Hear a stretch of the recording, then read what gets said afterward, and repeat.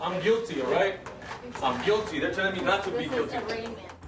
A surprising outburst from a murder suspect in a San Diego courtroom. The story tonight on KPBS Evening Edition. Plus this warning, budget troubles in Washington could drag San Diego into another recession. And a San Diego State professor explains how his new computer software program helps keep high-risk kids from dropping out of school. Plus, a former employee at the San Onofre Power Generating Station talks about the reasons behind the looming layoffs of more than 700 workers at the nuclear plant. Balboa Park's Lily Pond is looking a little more like its old self again tonight. And hundreds of local Marines are back from Afghanistan, but are civilians noticing the ones who don't make it back safely? KPBS Evening Edition starts now.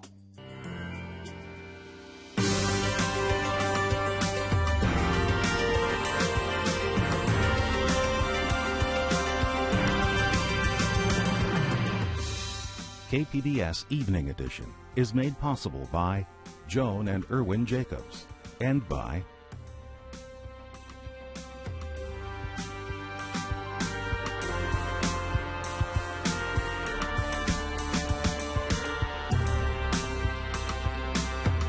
A dramatic turn today at the arraignment of a man accused of murdering his estranged wife. KPBS Metro reporter Katie Orr was at the courthouse and joins us with this update.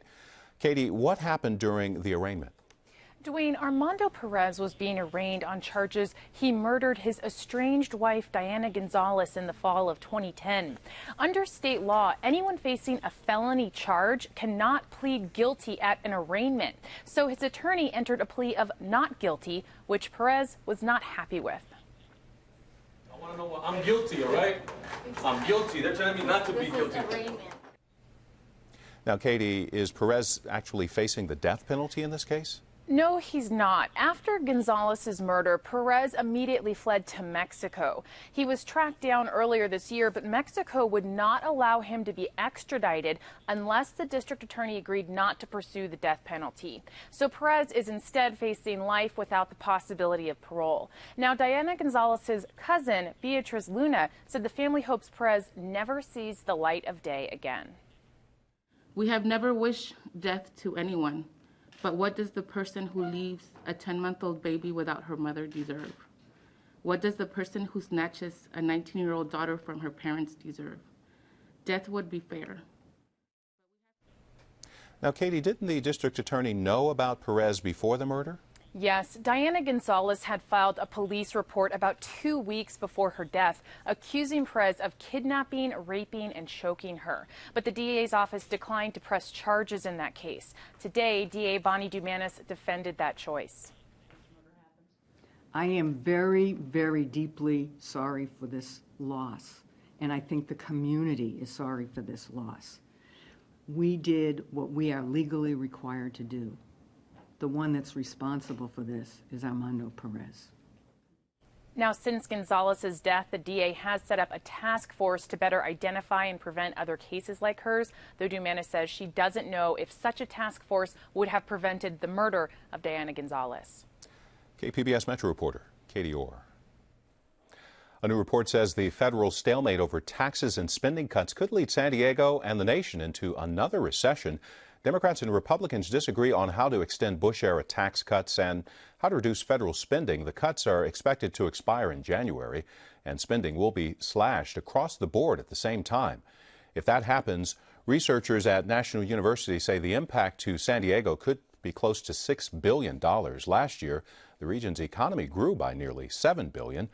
The Congressional Budget Office issued a similar warning today. There will be more on this story in the PBS NewsHour at 7. San Diego Congressman Darrell Issa has joined the chorus of Republican leaders telling Missouri Congressman Todd Akin to drop his campaign for U.S. Senate. Akin is under fire for saying victims of legitimate rape can't get pregnant. He has since apologized. On Facebook, Congressman Issa says Akin's statement was totally inappropriate, and he continues to make attempts to defend it. Issa says Akin's comments don't represent the views of any other Republican he knows, and he says Akin should resign the campaign, but Akin remains defiant and says he's staying in the race. Hundreds of Marines are back at local bases tonight. 300 members of the 3rd Marine Aircraft Wing returned to MCAS Miramar today. They'd been deployed to Afghanistan. Also returning home, 130 members of Camp Pendleton's 1st Marine Division. President Obama plans to pull 23,000 troops out of Afghanistan by the end of the summer as the U.S. death toll continues to rise. KPBS Home Post blogger Beth Ford Roth has the story. Today marked the 2,000th American death in the war in Afghanistan, at least according to the New York Times. CNN reported the death toll at 2,000 American deaths back in June, with the 2,000th death actually a 29 Palms Marine named Corporal Taylor Bond, who was killed on June 13th. The Department of Defense reports that the number of U.S. troops dead at 1,972. But I guess the point is, are civilians even noticing? And most polls say no. The Associated Press took a poll recently that showed 66% of Americans weren't in favor of the United States being in Afghanistan, with just 27% in favor. Another poll found 60% of registered voters in the United States say we should not be fighting the war in Afghanistan, with just 31% supporting U.S. involvement in the war in Afghanistan. Beth Ford Roth reporting. You can find more on her blog, homepost.kpbs.org. A San Diego Navy ship is back home tonight from a round-the-world trip. The USS Cape St. George has been away since December. Its voyage included a trip through the Strait of Hormuz during tensions with Iran. We are learning more tonight about a Fresno Slaughterhouse under federal investigation for cruelty and possible health issues. It sold 21 million pounds of beef to the federal government last year for schools and other nutritional programs. A warning for viewers, this video contains some graphic images. It comes from the animal rights group Compassion Over Killing, showing cows at the Central Valley Meat Company being dragged on their way to being slaughtered, as well as being electrically prodded and shot in the head. The U.S. Department of Agriculture shuttered the plant Monday after seeing the video. Southern California Edison plans to lay off more than 700 employees at its San Onofre Power Plant in October. Peggy Pico explains how the downsizing is linked to its damaged reactors. Damage to tubes that carry radioactive water through steam generators at the San Onofre nuclear power plant have kept the plant offline since January. Now, Southern California Edison says layoffs are coming because the reduction of employees to 1,500 will reduce operating costs, while regulators consider the viability of the plant. Here to talk about staffing at nuclear facilities is nuclear containment expert and SDSU professor Murray Jennings. Murray, thanks for being here. Good afternoon. You worked at the San Onofre generating station for 20 years, SONGS as it's called. You also wrote a paper on who to hire and who to lay off at nuclear facilities. Should we at all be surprised by these layoffs? Oh, not at all. This is actually a normal activity. Remember, they just got done adding in the steam generators a couple years ago. They kept that staff because of the problem that came up this last outage. So they probably would have been already gone had this issue not come up. Southern California Edison operates the plant. They told us they were not doing on-air interviews at this time. However, they said they had an update on the progress of their plant, saying that they are currently defueling Unit 3 and do not expect to submit an action letter on those repairs before the end of the year. Murray, does defueling Unit 3 mean that they haven't figured out what to do with this reactor, or does it mean something else? Actually, it means that they're putting it into a low-cost maintenance situation. By defueling, it reduces the staffing requirement to operate or maintain the plant. So this is a very normal activity that they do every refueling outage anyway. And they need to defuel in order to make the repairs as well. Well, they wouldn't necessarily have to, but by defueling, it makes it a lot easier to do the maintenance. There's radioactive waste, or fuel as it's called, at the plant. Where will that be stored during this defueling, or where will it be kept? Well, they have a spent fuel building that's designed to hold the fuel when they take it out, and it also holds the hottest waste. Is there enough room there to store? Absolutely. For now, there is. Okay. SoCal Edison also tells us that they haven't determined which departments will be affected by the layoffs. In cases like this, what do you suspect? Are there certain people that typically get laid off from nuclear power plants? Well, there are people brought in as contractors for outages or for special projects. These would be the first people that would probably be laid off, the temporary workers. If they're going to cut into permanent staff, they would be looking at what the knowledge needs and capabilities are necessary to operate the plant as they expect to see it. So they would do an analysis to see which expertise they could lose. Southern California Edison said the downsizing effort started about 2 years ago because their staffing costs were higher than similar plants. Is that something they do routinely, financial evaluations for the shareholders or for whomever? Actually, it is. They started doing a benchmarking exercise about year 2000. And since then, they've been ongoing. So all the plants compare themselves. The nuclear industry looks at themselves not as competitors with each other, but as competitors with other power-producing industries. Typically, you said that a plant this size would have about 1,300 employees, and we have 1,500. Right, 1,500 probably on the high end. They could probably go 1,300. What I would expect they're doing is allowing natural attrition to lower it even more. Do you think the layoffs combined with the tube issues is pointing to a permanent shutdown of this plant? I don't think you can read that at all. I think they're lowering their costs to be prudent, which is what the ratepayers would expect. I think they understand that politically they're not going to be able to restart Unit 3 right away, so they're, again, put in a safe condition and lowering the cost of operating it. And I think they're going to be doing an ongoing economic analysis to see what is the most prudent activity to do with the unit. We're often reminded and told there's a strain on our power grid, especially during hot summer months. So far, luckily, no rolling brownouts, no rolling blackouts. We have the Sunrise Power Link, wind turbines in Mexico. A question is begged to be asked, do we need San Onofre anymore? Well, the need is more economic than it is, I guess, from a pure power requirement. This power link has definitely improved power reliability in San Diego. But San Onofre has been a low-cost provider for many years. Plus, the concern I still have is I don't think you can have a large area with a large population and not have some power production local. Right now, we're relying on external sources. That won't always be available. Alrighty, well, we've run out of time. There's more information about this and what it could mean as far as for taxpayers and ratepayers on our website. So, Murray Jennings, thanks so much for being here. Thank you, Peggy. It was inspection day for diesel trucks headed south of the border. Highway Patrol worked with agents from the State Air Resources Board testing trucks for fuel efficiency and air pollution. Most trucks were in compliance. City workers have finished temporary repairs to the Lily Pond at Balboa Park. They patched up some of the plumbing and planted new flowers. The pond was damaged nearly 2 weeks ago when hundreds of folks staged a late-night water gun fight. Permanent repairs are scheduled this fall at a cost of about $19,000.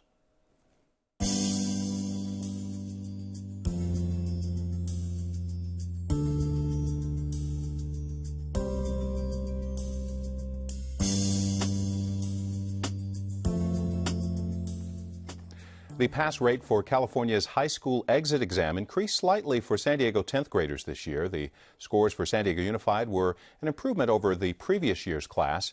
86% of students passed the math portion required for graduation, while 83% passed the English section of the test. The statewide average was slightly lower for math and English, 84% and 83% respectively. The scores were slightly higher at other schools across San Diego County. California's Department of Education says 95% of the class of 2012 statewide have passed the exit exam. Keeping kids from dropping out of school has gone high-tech thanks to a new software program developed by a professor at San Diego State. Peggy Pico has more. The new school year is nearly upon us, and that's a problem for many high-risk learners. In San Diego County, about 10% of students drop out of school each year. But that may change for the better thanks to a new computer program created by my guest, Dr. Robert Briggs, a professor at SDSU's College of Business Administration. Dr. Briggs, how do you get a student to be engaged in and stay in school? Bottom line is you have to find something they care about and then use that against them. Something like that is relevant to them. Indeed. How do you discover what is important to them and what's relevant? Well, you have to ask them. And when we started the project in DC Public Schools, we were asking the students why they were dropping out.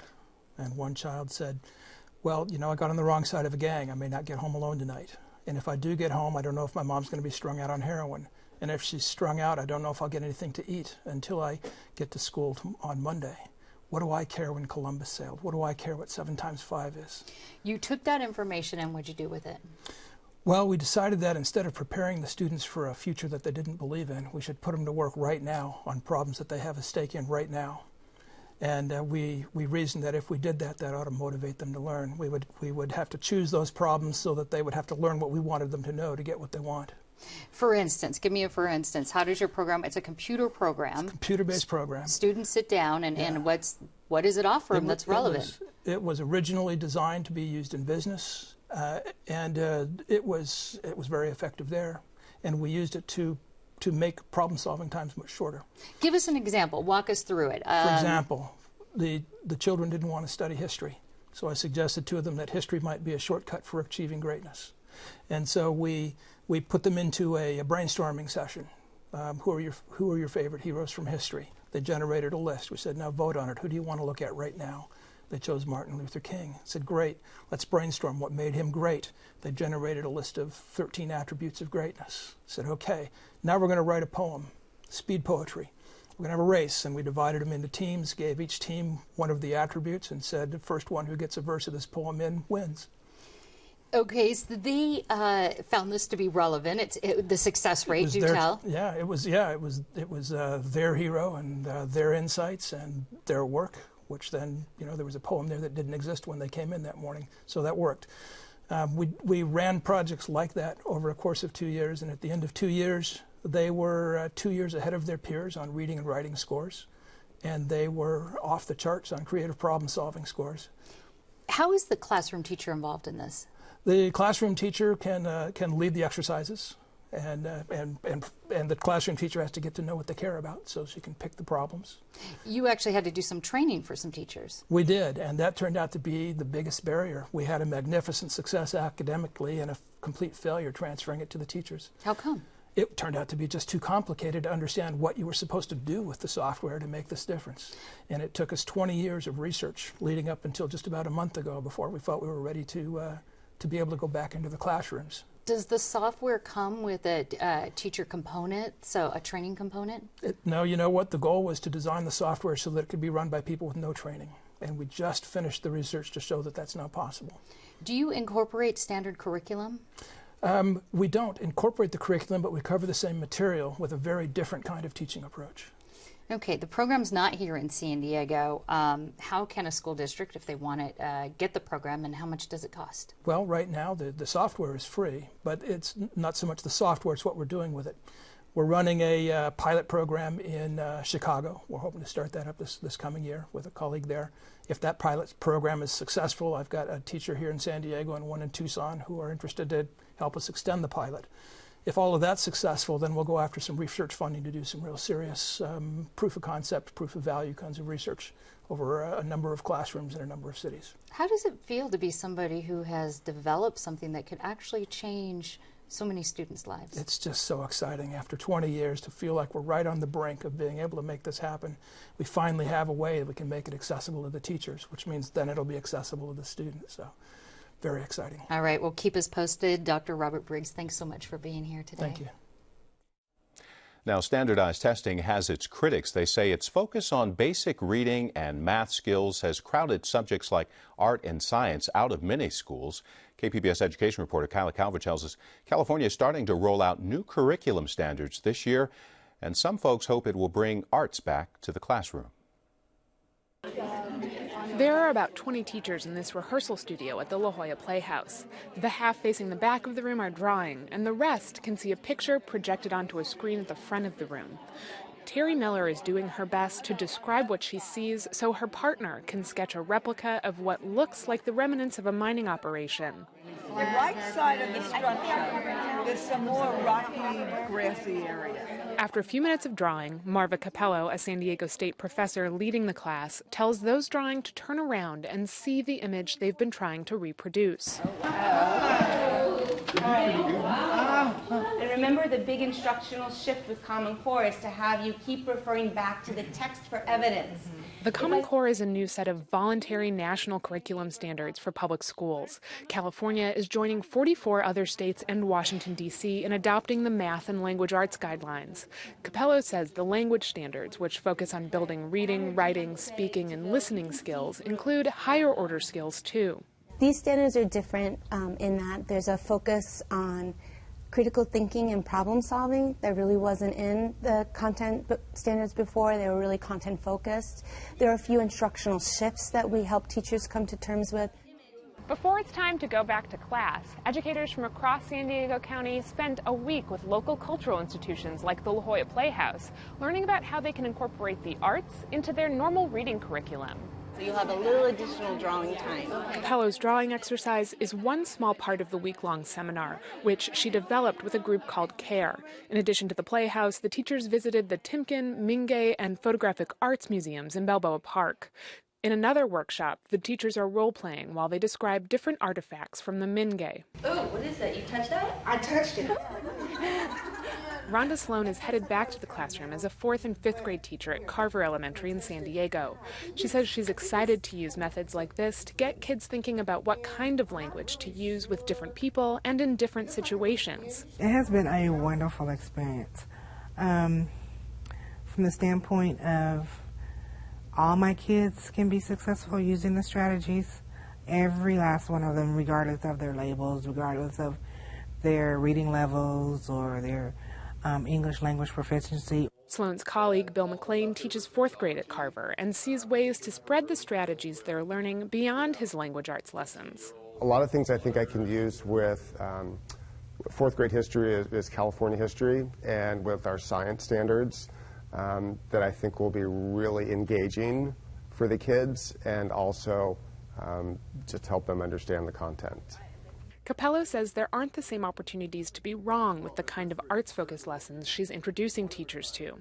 For McLean, that means each student can participate in some way, even if the written text for a topic is too advanced for them. I think they're much more engaged. I think they're much more accountable because each student is being asked to do something that they're able to do. We've taken so much art out of the school that at least we get a little chance to do something artistic or and hands-on, and I think each kid is able to do up to their level what they can do. Capello says it isn't just about busy work or having fun in class. Helping students use written language, oral language, along with print and other kind of non-conventional school texts helps them get to a deeper level of understanding. It really enhances comprehension. There's lots of research to back that up. Getting arts back into more schools has always been the focus of CARE, which is a partnership of the 4 arts institutions hosting this week's seminar. CARE's program manager, Julie Kendig, says they try especially to reach teachers serving low-income communities where arts programs are least likely to have survived. So not only is there a problem of declining resources for the arts in public education, but we understand that there are several outcomes that happen as a result of having exposure to the arts. Many of those are skills that are important to a 21st century workforce, including critical thinking and collaborative problem solving. Unlike most teachers at the seminar, Terry Miller is an arts teacher. She teaches theater at San Diego's Pershing Middle School, and she's hoping the Common Core standards will offer a way to protect programs like hers. Well, I think I've gained ammunition so that when the budget needs to be cut, I can say, hey, my students are writing, my students are speaking, my students are listening, my students are reading, my students deal with subtext and inference, and so it makes it difficult to cut it out. This fall, Capello will take time away from teaching to study how using visuals in the classroom affects students developing literacy skills. Depending on what her work shows, someday it could be harder to tell arts and reading lessons apart.